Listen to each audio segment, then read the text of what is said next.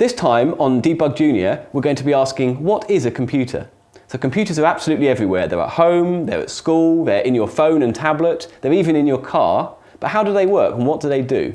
We're going to ask, what are the main parts that make up a computer? And then we're going to look inside some computers and see those things for ourselves. To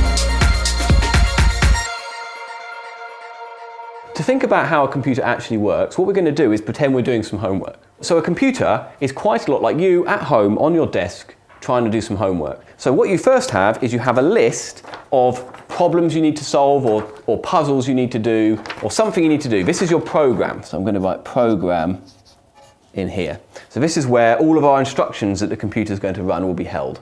So what a computer actually does is it does logical operations and it does mathematics. So it does adding things together and taking things away, subtracting things or multiplying things. So we need some part of our machine that can do that. And that's what the processor does. So I'm going to put the processor down here. It can perform lots of different things, but mostly what it does is it adds and subtracts numbers together. So I'm going to put a calculator on here. The processor is the brain of a computer and it's what performs all the mathematics that it does. Maybe as you're solving your puzzles, you need to write some things down and you need to show you're working. You're going to need somewhere to do that. That's in a computer called the memory, and that's going to be over here. So a computer is some program or some puzzles you're solving, a processor that's the brain of the computer that actually performs those tasks, and then somewhere we can write our answers over here, the memory. To connect up all of these things together, we're going to have some plug sockets which we can plug monitors to and mice and things like this, and this is what you'd see on the back of your computer as well. And if you have another device, maybe a tablet, you'll also see some plugs on the bottom of that as well. When we look through the computer, you'll see that actually many of these things are separate. So they're going to need to be connected up by wires so that they can talk to each other. So we'll have something between the program and the processor and something over here so that the processor can look at things in the memory and write things down.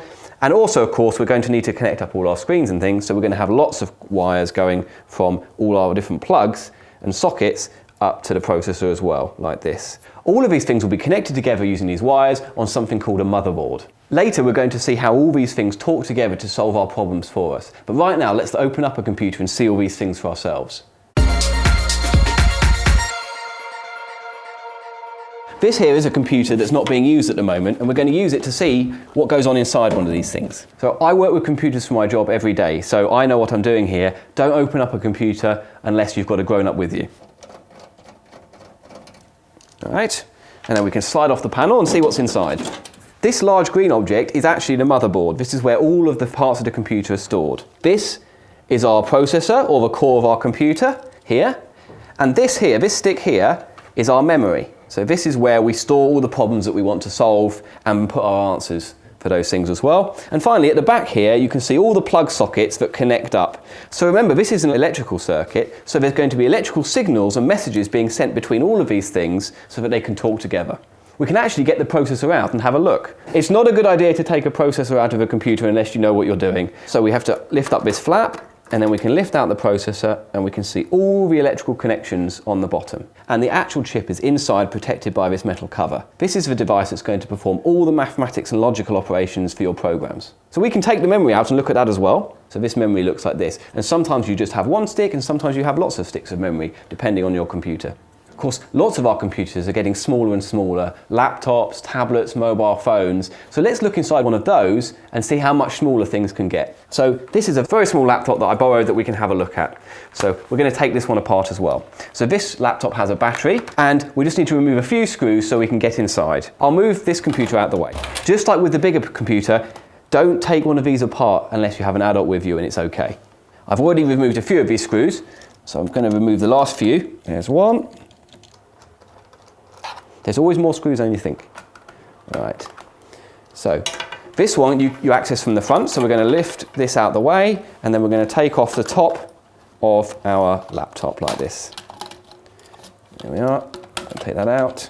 So this is the keyboard coming off here. So the keyboard will be plugged in via a cable. There's the cable that the keyboard plugs into. It's a little bit smaller than the cable that you would usually use for a keyboard. This here coming out is our CD drive for your discs, and then this here is the thing that connects our plugs. So these are our sockets on the edge of the laptop here, and you can see the wires that are being used to connect them to the motherboard. There we are, so I can take them off like that. Right. And finally, this is our motherboard. So I'm just going to lift this out. Right. And we can see, but there's a fan that's used to keep the processor cool because it gets very hot. So we'll just take that off and then we'll look at all the different bits. And 3 screws holding this one on. So we'll take our fan away. So this here is our memory. This is much smaller than the one before, but it actually works in exactly the same way. This is where we store the things that we're working on. And this here is our processor. So this is the brain of the computer.